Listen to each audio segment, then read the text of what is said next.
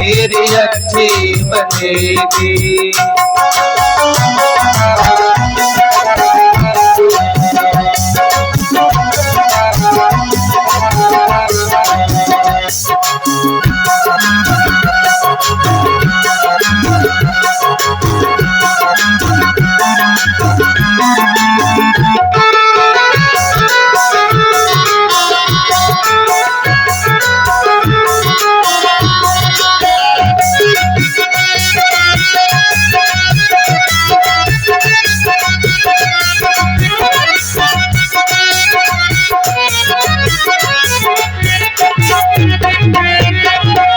कागा से तो है हंस करेंगे, कागा से तो है हंस करेंगे, कागा से तो है हंस करेंगे, कागा से तो है हंस करेंगे। और मिट जाए मुर्गी दाग रे, मिट जाए मुर्गी दाग रे, मेरी अच्छी बनेगी। मिट जाए मुर्गी दाग रे, मेरी अच्छी बनेगी। तन पे तंग लाग रे, मेरी अच्छी बनेगी। तन पे तंग लाग रे, मेरी अच्छी बनेगी। और मोहनिता में बहुत दिन सोए, मोहनिता में बहुत दिन सोए, ओ मोहनिता में बहुत दिन सोए, मोहनिता में बहुत दिन सोए। और जाग सके तो अब जाग रे, जाग सके तो अब जाग रे, तेरी अच्छी बनेगी। तो अब जाग रे, सभी लोग ताली बजाकर तालियों तेरी अच्छी बनेगी।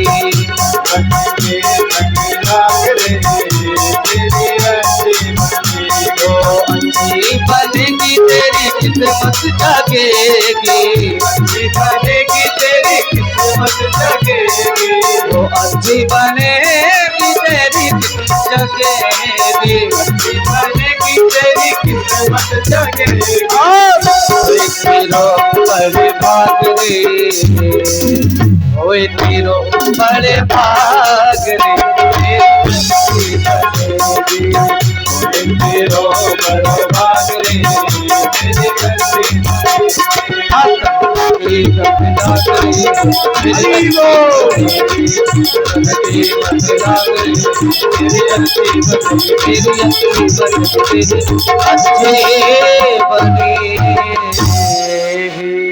से बोलिए भागवत भगवान की जय, पुराण पुरुषोत्तम भगवान की जय। आज श्री नैमिषारण्य तीर्थ क्षेत्र में 88,000 ऋषिगण प्रेम पूर्वक कथा को श्रवण कर रहे हैं।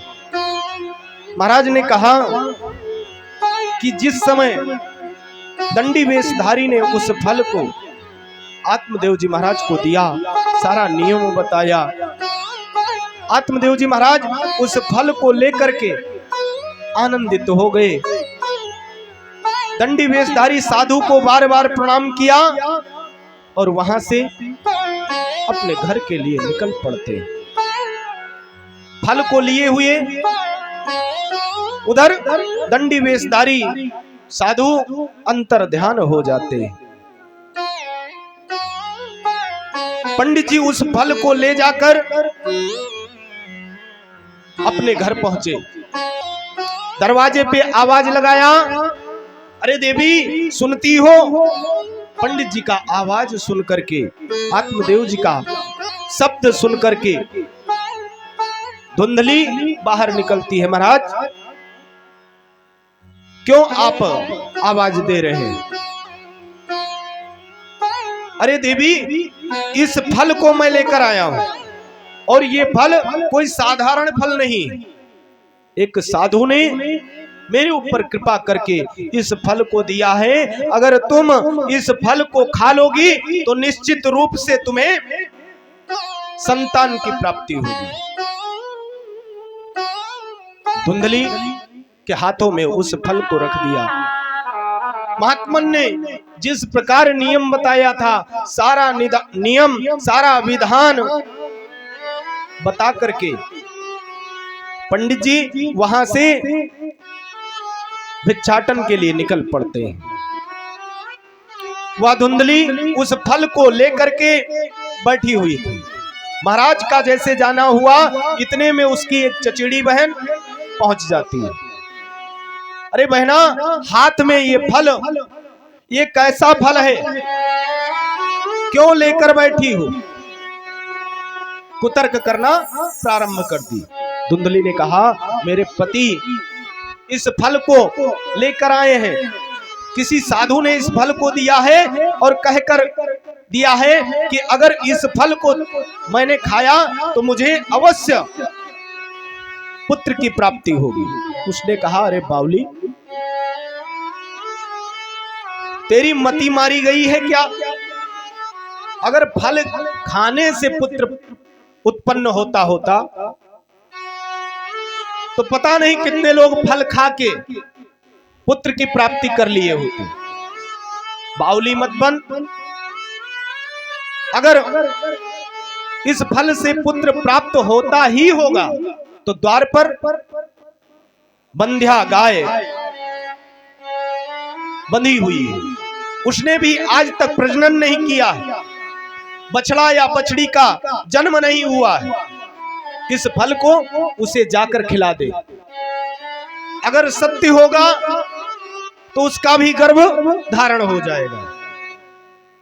और तू चिंता बिल्कुल नहीं करना, क्योंकि मेरा गर्भ धारण हो चुका है। पति के सामने नाटक करते रहना, झूठ बोलते रहना, और जब मुझे पुत्र की प्राप्ति होगी चुपके से ला करके मैं अपना पुत्र तुम्हें दे दूंगी। मेरे पति थोड़ा लालची है, उनको कुछ धन दे देना, वो कुछ भी नहीं कहेंगे। ये बात धुंधली के दिमाग में बैठ जाता है। आखिर में उस फल को धुंधली ने नहीं खाया। उस फल को छुपके से पहुंचती है और गाय को खिला देती है। द्वार पर बंधी गाय उस फल को खाया और उसका गर्भ धारण हो जाता है। दैववश पंडित जी जब वापस आते हैं, अपने पत्नी धुंधली से पूछते हैं, देवी, मैंने जो तुम्हें फल दिया था उस फल को तुमने खाया कि नहीं खाया? धुंधली झूठ बोलना प्रारंभ कर देती है। महाराज, मैंने तो तुरंत उस फल को खा लिया था। समय व्यतीत हो रहा है। आत्मदेव जी महाराज को दृढ़ विश्वास हो गया कि मेरी धर्म पत्नी झूठ नहीं बोल रही है, फल को अवश्य खाया होगा। आत्मदेव जी महाराज दिन प्रतिदिन आनंदित हो रहे हैं, क्योंकि आशा का किरण जागृत हो चुका है। बार बार मन में होता है कि अब मुझे पुत्र प्राप्त होगा। लोग कहते थे ना, अब कोई मुझे कुछ नहीं कहेगा। समय व्यतीत हो रहा है। उधर धुंधली ड्रामा करना प्रारंभ कर देती है, नित्य प्रत्य झूठ बोल रही है, गर्भ धारण का नकल करती है, वस्त्र को पेट में लपेटती है और दिन प्रतिदिन वस्त्र को बढ़ाना प्रारंभ कर देती है। महाराज को विश्वास हो जाता है कि अवश्य मेरी अर्धांगिनी का गर्भ धारण हो चुका है। समय व्यतीत हो रहा था। 1 मास, 2 मास, 3 मास, यहां तक 9वां मास प्रारंभ हो गया। आज रात्रि का समय, रात्रि के समय में वह जो चचेड़ी बहन थी धुंधली की, उसको एक पुत्र रत्न की प्राप्ति हुई। रात्रि में आकर के उसने अपना पुत्र धुंधली को दे दिया। धुंधली से कुछ उसके बदले में धन लिया और अपने घर को चली गई। मध्य रात्रि में धुंधली ने जब उस पुत्र पुत्र को पाया, प्रातः काल होता है, हल्ला मच जाता है। महाराज बधाई हो। किस बात की? मुझे पुत्र की प्राप्ति हो चुकी है। आज आत्मदेव जी महाराज आनंदित हो जाते हैं, प्रसन्न हो जाते हैं। नगर के जितने भी लोग हैं सब पहुंचने लगे और बधाई देना प्रारंभ कर देते हैं आत्मदेव जी महाराज को। नगाड़ा, बधैया इत्यादि बजना प्रारंभ हो जाता है। बधैया बजे आंगना ब्राह्मण के द्वारे, बधैया बजे आंगना ब्राह्मण के द्वारे, बधैया बाजे आंगना ब्राह्मण द्वारे, बधैया बाजे आंगना ब्राह्मण द्वारे।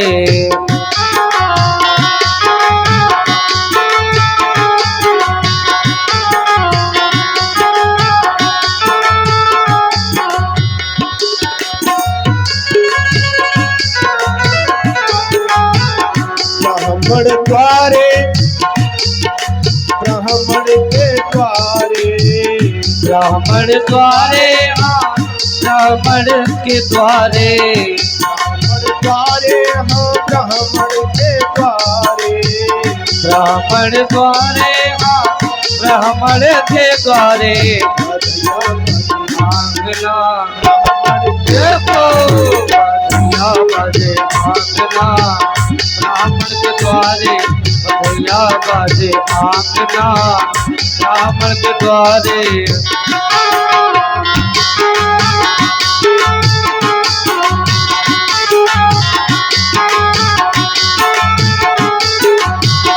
आत्मदेव जी महाराज आनंदित हैं।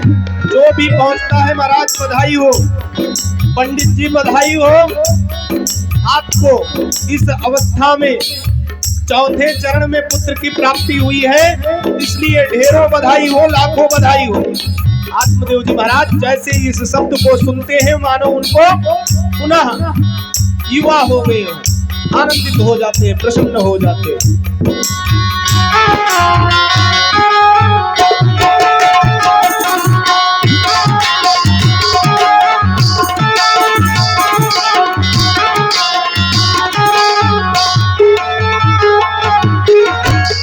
लुटावे धन सोना, और लुटावे धन सोना, धन सोना, धन सोना, धन सोना, धन सोना। लुटावे धन सोना, और लुटावे धन सोना, धन सोना, धन सोना, धन सोना, धन सोना। कौन लुटावे रुपैया, सभी लोग ताली बजाते ब्राह्मण के द्वारे, बधैया बाजे आंगना ब्राह्मण द्वारे, बधैया बाजे आंगना ब्राह्मण द्वारे।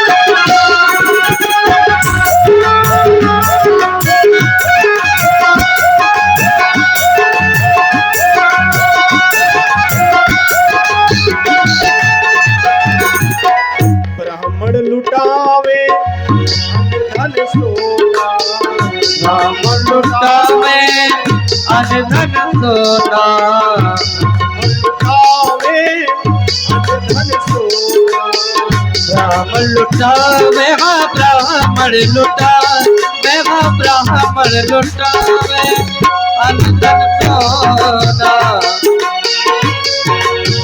दले लुटावे रुपैया, बधैया आंगना ब्राह्मण द्वारे, बधैया बाजे आंगना ब्राह्मण ब्राह्मण द्वारे भैया बाजे आंगना, ब्राह्मण द्वारे।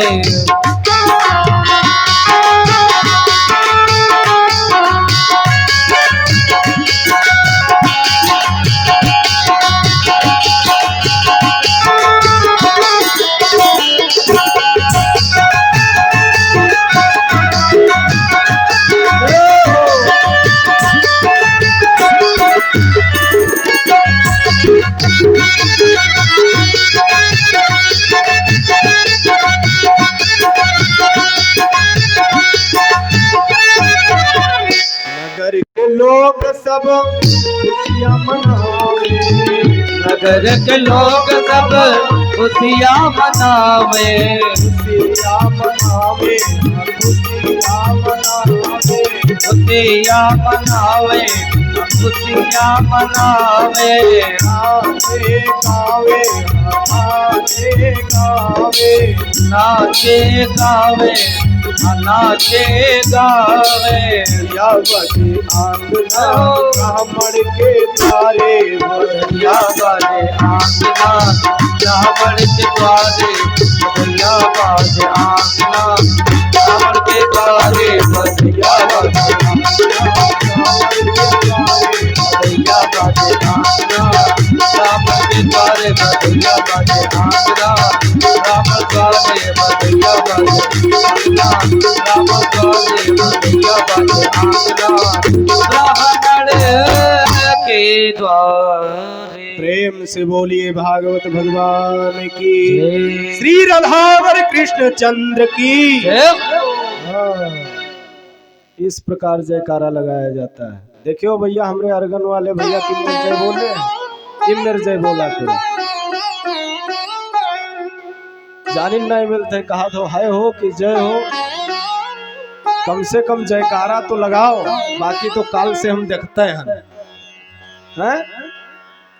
प्रेम से बोलिए द्वारिकाधीश भगवान की जय। आज 88,000 ऋषियों ने प्रेम पूर्वक महाराज से प्रार्थना किया, महाराज अब आप कृपा करके ये बताइए कि जब आत्मदेव जी महाराज के यहाँ पुत्र रत्न की प्राप्ति हुई, उसके बाद क्या हुआ। महाराज ने कहा, महात्मन आत्मदेव जी महाराज इस प्रकार आनंदित हो गए मानो उनको सर्वस्व प्राप्त हो गया हो। तीनों लोगों का सुख का अनुभूति उन्हें होने लगा। लेकिन आत्मदेव जी महाराज को यह नहीं पता था कि पुत्र से मुझे कभी दुख भी प्राप्त होगा। समय व्यतीत हो रहा है, आज काफी समय व्यतीत होता है और वह समय जब दिन में परिवर्तित हुआ, उधर आत्मदेव जी महाराज के घर में पुत्र की प्राप्ति का आनंद तो हो ही रहा था, आनंद उत्सव मनाया जा रहा था। उधर द्वार पर जो गाय बंधी हुई थी, जिसे धुंधली ने फल को खिलाया था, आज उस गाय से भी एक सुंदर बछड़ा का जन्म होता है और वह बछड़ा इस भांत पूरा उसका शरीर गौरांग, पूरा अंग उसका सुंदर दिव्य मनुष्य के भांत, लेकिन उसके जो कर्ण है, कान है, वो गौ के कान के समान। महाराज ने जब उस बछड़े को देखा, आत्मदेव जी महाराज और आनंदित हो गए। आज उनके आनंद का पारावार नहीं है, उछलने लगे, कूदने लगे, प्रसन्नचित्त हो जाते हैं महाराज। गांव के लोग पहुंचते हैं, अरे महाराज भगवान जब देते हैं ना तो छप्पर फाड़ कर देते हैं। सही कह रहे हैं। उधर घर में पुत्र की प्राप्ति और द्वार पर भी ये कोई साधारण बछड़ा नहीं है, पूरा शरीर मनुष्य के समान है और कर्ण गौ के कर्ण के समान है, मानो मुझे दो पुत्रों की प्राप्ति हुई हो। आनंदित हो जाते हैं।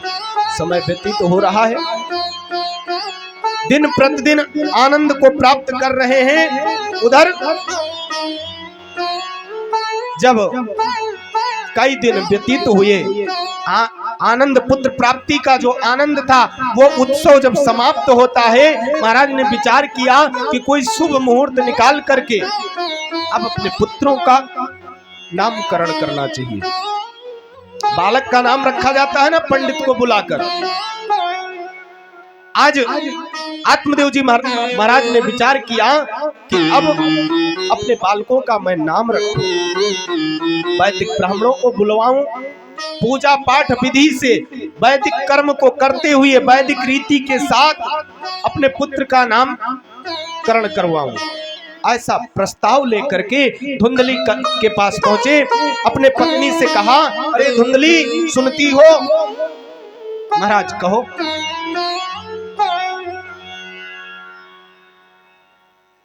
मैंने विचार किया है। कैसा विचार किया? विचार ये है कि अब पुत्रों का नामकरण होना चाहिए। धुंधली ने कहा, सुनो महाराज, आपको नहीं पता है, कष्ट को मैंने सहा, पीड़ा को मैंने बर्दाश्त किया, कभी खाया कभी भूखी सो गई, और नामकरण आप करवाओ मेरे पुत्र का, यह नहीं हो सकता। अपने पुत्र का नाम मैं स्वयं रखूंगी। आत्मदेव जी महाराज बहुत सीधे साधे, उन्होंने विचार किया कि नामकरण होने से मतलब है चाहे मैं रखूं चाहे उसकी मां रखे। उन्होंने कहा ठीक है, कोई बात नहीं, तुम ही इसका नामकरण कर देना। आत्मदेव जी महाराज विचार करके पहुंच जाते हैं और जो द्वार पर गाय से बछड़े का जन्म हुआ है, आज महाराज ने विचार किया आखिर इसका नाम क्या रखूं। तो पूरा शरीर मनुष्य के समान और सिर्फ कर्ण कान ही गौ के कान के समान विचार करके उन्होंने नाम रखा गौकर्ण। प्रेम से बोलिए गौकर्ण महाराज की जय। धुंधली ने विचार किया कि मैं अपने पुत्र का नाम ऐसा रखूंगी जो मेरे नाम से मिलता जुलता नाम हो। तो मेरा नाम धुंधली है, तो इसी से मिलता जुलता हुआ नाम मेरे पुत्र का होना चाहिए। विचार करके उन्होंने अपने पुत्र का नाम धुंधकारी रखा। जथा नामे तथा गुणे, जैसा जिसका नाम होता है ठीक वैसे ही उसका गुण होता है, स्वभाव होता है, उसके विचार होते हैं। आज धुंधकारी का नामकरण हो जाता है और जैसा उनका नाम है वैसे ही उनमें गुण आने वाले। समय व्यतीत हो रहा है, जब वो दोनों बालक आज पढ़ने योग्य हो जाते हैं, आत्मदेव जी महाराज ने विचार किया अब बालकों को वेद का अध्ययन कराना चाहिए, वेद पाठ सिखाना चाहिए ताकि ये आगे चल करके विद्वान बने। दोनों बालकों को बुलाते हैं, पास में बिठाते हैं, पढ़ाना प्रारंभ कर देते हैं, लेकिन धुंधकारी उठकर भाग जाता।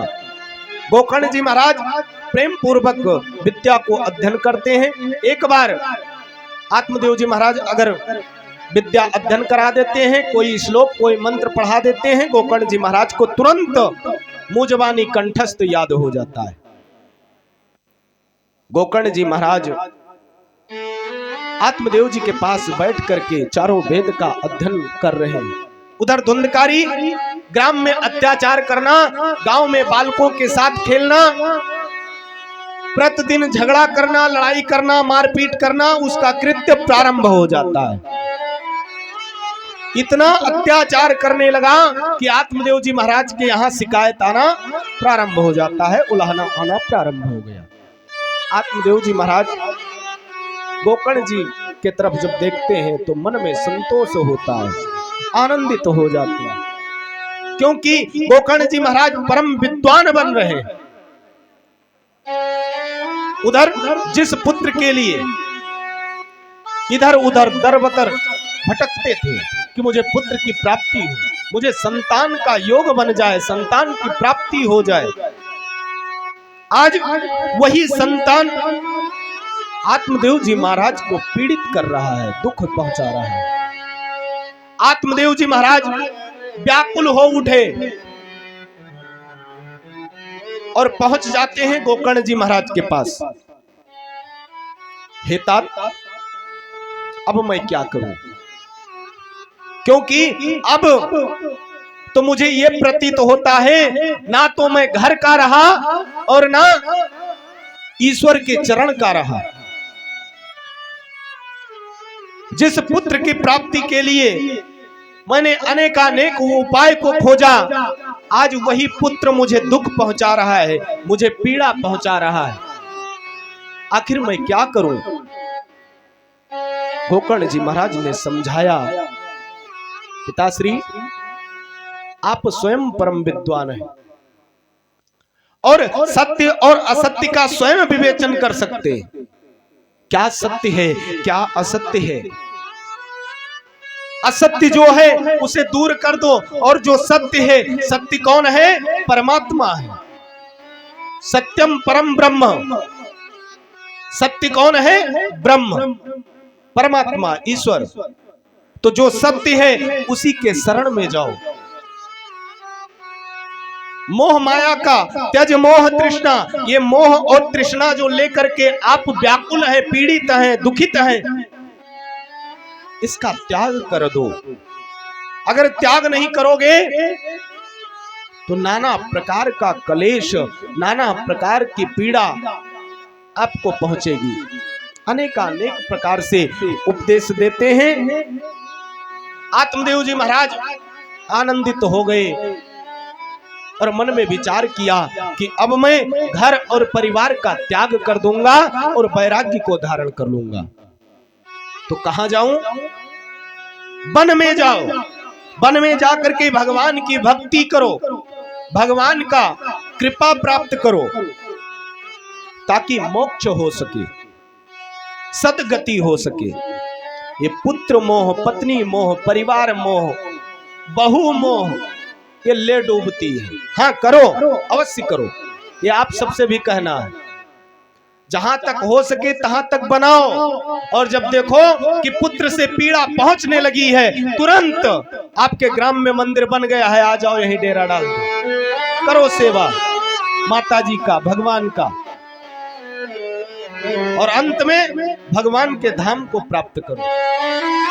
आज यही उपदेश आत्मदेव जी महाराज को गोकर्ण जी ने दिया और गोकर्ण जी जैसे कहे, आज आत्मदेव जी महाराज सारे मोह का त्याग करके निकल पड़ते हैं, वन की तरफ प्रस्थान कर देते हैं। भगवान नाम संकीर्तन करते हुए, हे गोविंद हे गोपाल का जप करते हुए निकल पड़ते हैं।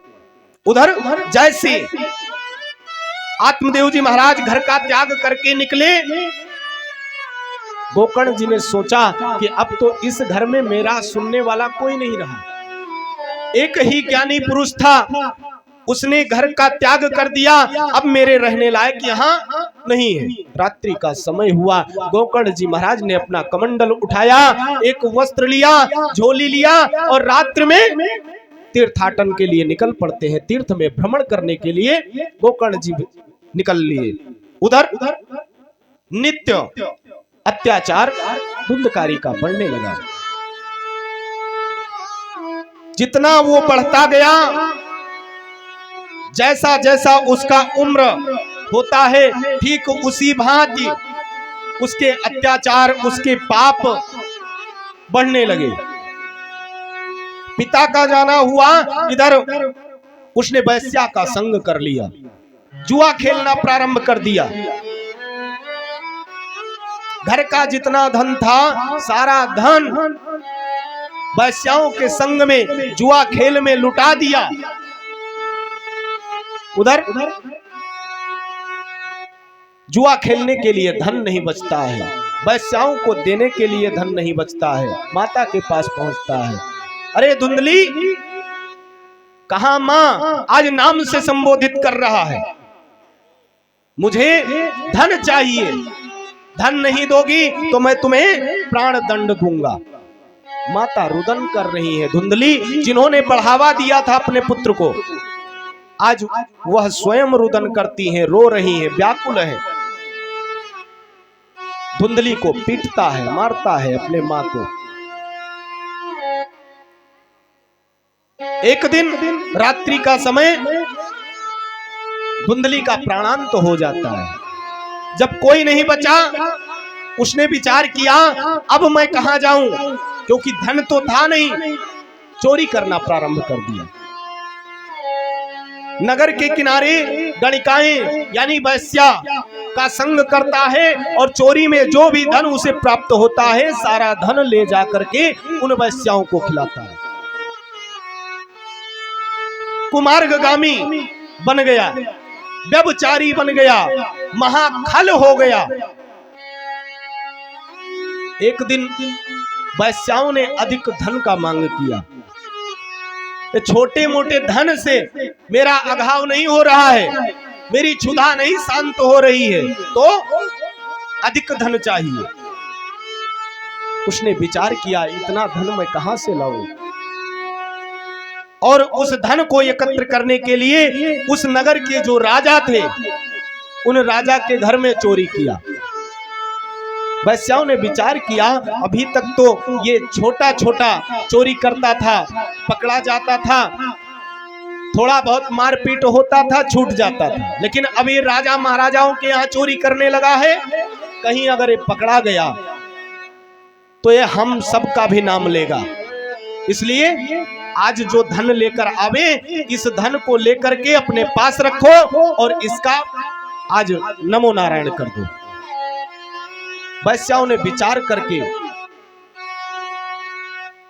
निश्चय कर लिया।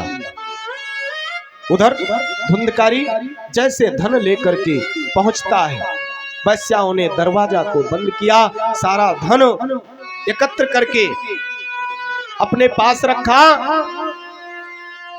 और सबके सब वैश्याएं गणिकाएं जुट जाती हैं, धुंधकारी को मारना प्रारंभ कर देती हैं। इतना मारा कि लहू से लथपथ, प्राण नहीं निकला। जलते हुए अंगारा ददकता हुआ लकड़ी काष्ठ मुख में ठूस दिया, प्राण नहीं निकला। रस्सी में बांध करके टांग दिया, तब जाकर के उसका प्राणांत होता है। और जब धुंधकारी का प्राणांत हुआ, वैश्याओं ने विचार करके सारा धन को एकत्र किया और उस नगर का त्याग करके कहीं अलग जाकर बस जाती है। इधर वह धुंधकारी प्रेत योन में प्राप्त होता है, प्रेत बन जाता है। ये संदेशा किसी के द्वारा गोकर्ण जी महाराज को प्राप्त हुआ। गोकर्ण जी ने अनेकानेक प्रकार से उपाय किया कि धुंधकारी का सदगति हो जाए। तीर्थों में पिंडदान किया, श्राद्ध किया, लेकिन सदगति नहीं हुई, प्रेत योनि से छुटकारा नहीं हुआ। उन्होंने विचार किया कि बहुत तीर्थाटन हो चुका है, अब अपने नगर को चलना चाहिए। एक दिन गोकर्ण जी महाराज अपने नगर वापस आते हैं। तुंगभद्रा नदी के तट पर उनका जो ग्राम था उस ग्राम में पहुंचे, अपने घर में प्रवेश किए। आंगन में एक चबूतरा था, उस पे जंगल लग चुका था। कपड़ा उतारा और साफ किया, विश्राम करने के लिए लेट जाते हैं। मध्यरात्रि का समय हुआ। आज वह प्रेत अनेकानेक रूप लेकर के भयावना आवाज करने लगा, कभी भेड़ा बनकर, कभी बवंडर बनकर। गोकर्ण जी महाराज ने विचार किया ये मध्यरात्रि में आखिर कौन हो सकता है, ये अनेकानेक प्रकार से आवाज कर रहा है, भयभीत कराना चाहता है, डरवाना चाहता है, डरा रहा है, आखिर ये है कौन। समझ में नहीं आया, कमंडल से जल हाथ में लेते हैं, अभिमंत्रित करते हैं, और जैसे ही उसके ऊपर छीटा, वो रुदन करते हुए चिल्लाते हुए, भ्राता बचाओ बचाओ। आखिर कौन हो? मुझे भ्राता कह रहे हो, आखिर तुम हो कौन? उसने कहा, अहम भ्राता त्वदीयोऽस्मि धुंधकारी ते नामता। अहम भ्राता, मैं आपका भाई हूं, धुंधकारी, मेरा नाम धुंधकारी है। अरे धुंधकारी तुम, ये ऐसा कैसे हुआ? स्वकीयेन वदोषेण ब्रह्मत्वं नासितं मया। मेरे जो कर्म थे, मेरे जो पाप थे, उस पाप के प्रभाव से मैं अकाल मृत्यु को प्राप्त किया, और अकाल मृत्यु होने के कारण मैं प्रेत बन गया हूं। मेरा कल्याण करो, किसी ना किसी प्रकार से, जैसे भी बन सके वैसे कल्याण करो। धुंधकारी से गोकर्ण जी ने कहा, अभी तुम वापस जाओ, प्रातः होने दो, प्रातः मैं तुम्हारे मोक्ष के लिए, तुम्हारे सद्गति के लिए, तुम्हारे कल्याण के लिए उपाय अवश्य खोजूंगा। प्रातः काल होता है, संध्या वंदन करते समय सूर्य नारायण का ध्यान करते हैं, और जैसे गोकर्ण जी महाराज ने सूर्य नारायण का ध्यान किया, तुभ्यं नमो जगत साक्षिन् ब्रूहि मे मुक्त हेतुकम् ते छुत्वा दुरितः सूर्यः स्फुटमेत्योऽभ्यभिभासता। गोकर्ण जी ने कहा, प्रभु आप संसार को प्रकाश देते हैं, आपकी माया मैं जितनी भी गाऊं, जितनी भी प्रार्थना मैं करूं कम ही है। आप कृपा करके मेरे भ्राता के कल्याण के लिए, धुंधकारी को किस प्रकार सद्गति हो, वह प्रेत योनि से कैसे छुटकारा पाए, उसका उपाय बताइए। आकाशवाणी हुई, श्रीमद् भागवतान मुक्ति सप्ताहं वाचनम कुरु। श्रीमद् भागवत महापुराण को श्रवण कराओ, सप्ताह का आयोजन करो, 7 दिन तक अपने वचन के द्वारा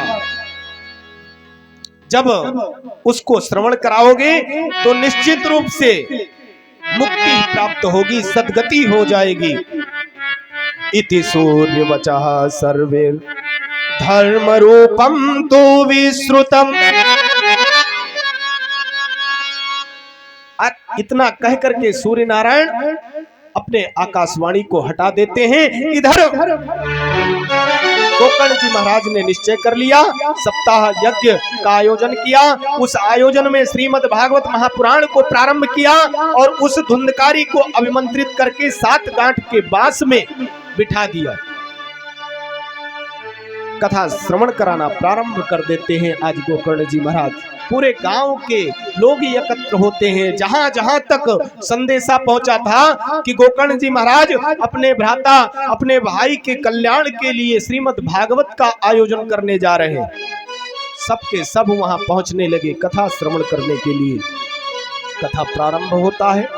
श्रीमद् भागवत महापुराण का प्रथम दिवस जैसे समाप्त हुआ, बांस की एक ग्रंथि फट जाती है, एक गांठ फट गई। इसी प्रकार जब 7वां दिन आया, एक एक करके समस्त ग्रंथि फट जाती हैं और उसी बांस में से दिव्य रूप धारण करके वह गोकर्ण के सन्मुख प्रकट हो जाता है, जो प्रेत योनि को प्राप्त कर चुका था। आज भागवत के श्रवण मात्र से मानो उसकी सद्गति होने वाली हो। आज भगवान धाम को प्राप्त करने जा रहा है। उस दिव्य रूप को देख करके गांव वाले आश्चर्य में पड़ गए। ऐसी प्रभा मानो करोड़ों सूर्य के समान धुंधकारी की प्रभा। भगवान का आदेश हुआ, पार्षद पहुंचते हैं, विमान में बिठाते हैं और भगवान धाम को लेकर पहुंच जाते हैं। गांव वालों ने प्रश्न किया, गोकर्ण जी से, महाराज कथा तो हम भी सुने थे, आखिर सदगति सिर्फ धुंधकारी की ही क्यों हुई?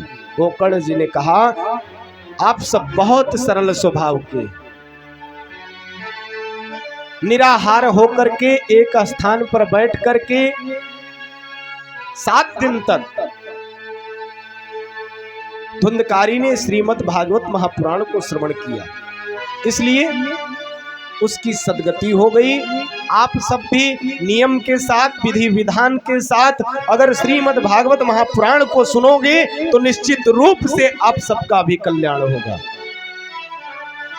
ऐसा जब गोकर्ण जी कहते हैं, आज पुनः उस ग्राम में आयोजन होता है, श्रीमद् भागवत प्रारंभ किया गया। समस्त ग्रामवासी मिलकर के श्रीमद् भागवत महापुराण को 7 दिन तक श्रवण करते हैं। अंत में भगवान आज स्वयं विमान को लेकर के पहुंच जाते, पार्षदों के साथ समस्त ग्रामवासियों को लेकर अपने धाम पहुंच जाते हैं। इस प्रकार 88,000 ऋषियों से महाराज नैमिषारण्य तीर्थ क्षेत्र में श्रीमद् भागवत महात्म्य की कथा सुनाया गया। श्रीमद् भागवत महापुराण कोई साधारण पुराण नहीं है, इसकी महिमा जितनी गाई जाए कम ही है। जैसे सुनाने वाले मिलेंगे वैसा उनका भाव बदलता रहेगा। कहां सुना ही बहुविध सब संता। तो इस प्रकार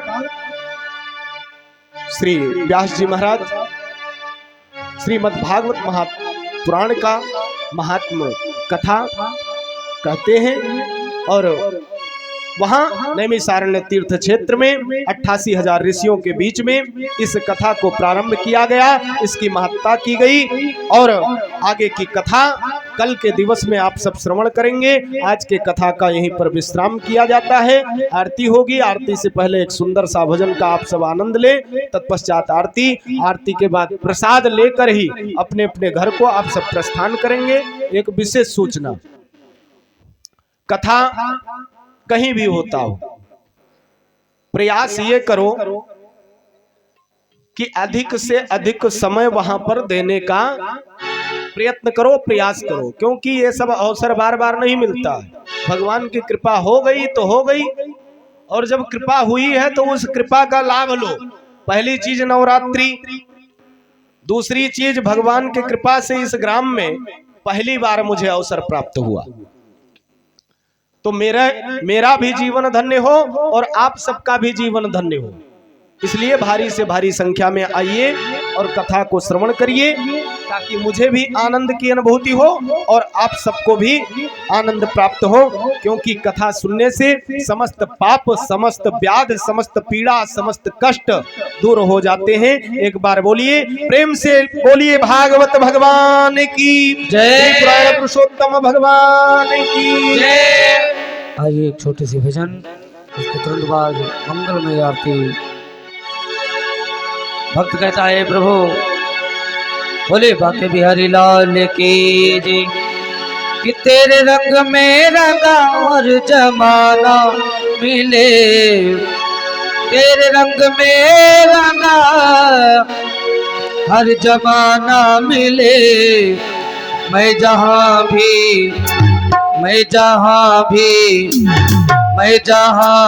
रहूं बरसाना मिले, मैं जहाँ भी रहूं बरसाना मिले, मैं जहाँ भी रहूं बरसाना मिले, मैं जहाँ भी रहूं बरसाना मिले। तेरे रंग में रंगा हर जमाना मिले, तेरे रंग में रंगा हर जमाना मिले, तेरे रंग में रंगा हर जमाना मिले, तेरे रंग में रंगा हर जमाना मिले। मैं जहाँ भी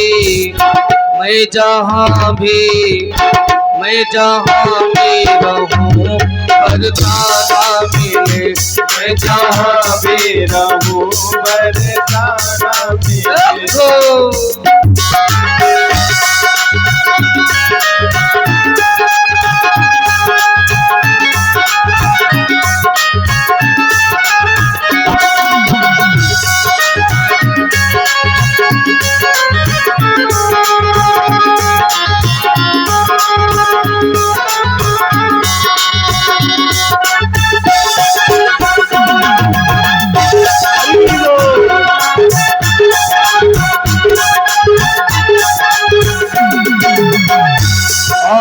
भक्त कहता है प्रभु सारे जग में तेरा तो ही एक नूर है, सारे जग में तेरा ही तो एक नूर है। ओ मेरा खाना तो तुझसे मशहूर है, मेरा खाना भी तुझसे ही मशहूर है। और इतना ही नहीं, बदकिस्मत है वो जो इनसे दूर है,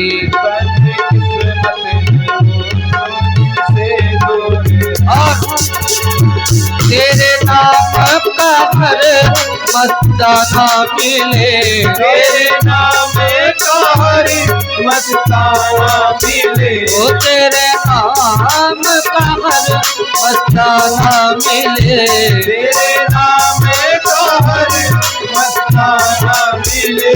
मैं जहाँ भी मैं जहाँ भी मैं जहाँ भी रहूं, मैं जहाँ भी रहूं बरसाना मिले।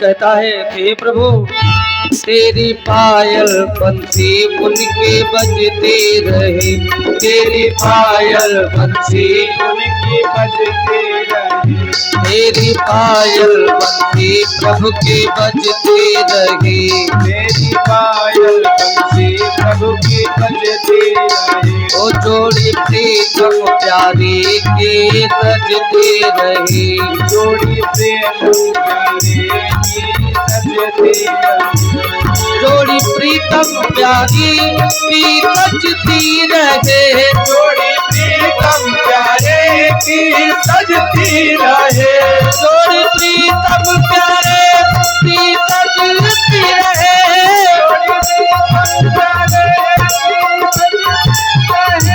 जोड़ी प्रीतम प्यारे की सजती रहे।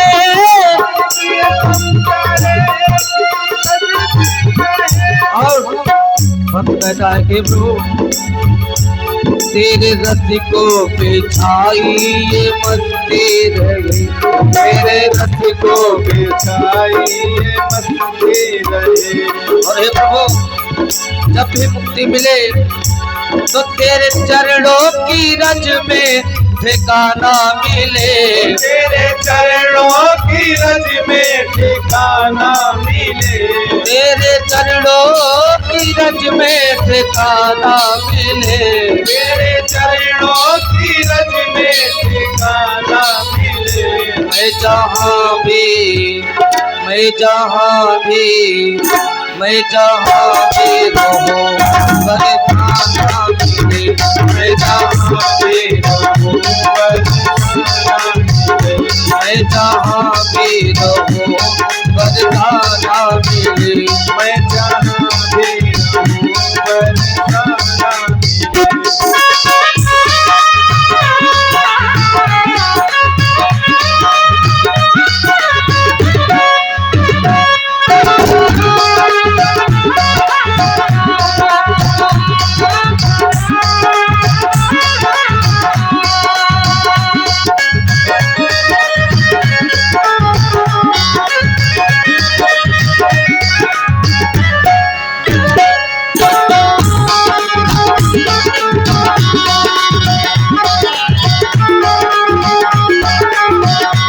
तेरे रंग में रंगा हर जमाना मिले, तेरे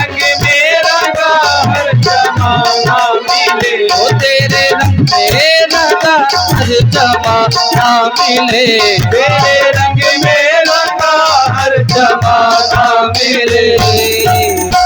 मैं जहाँ भी रहूं परेशान मिले, मैं जहाँ भी रहूं परेशान मिले, मैं जहाँ भी रहूं मुरली राधा मिले, मैं जहाँ भी रहूं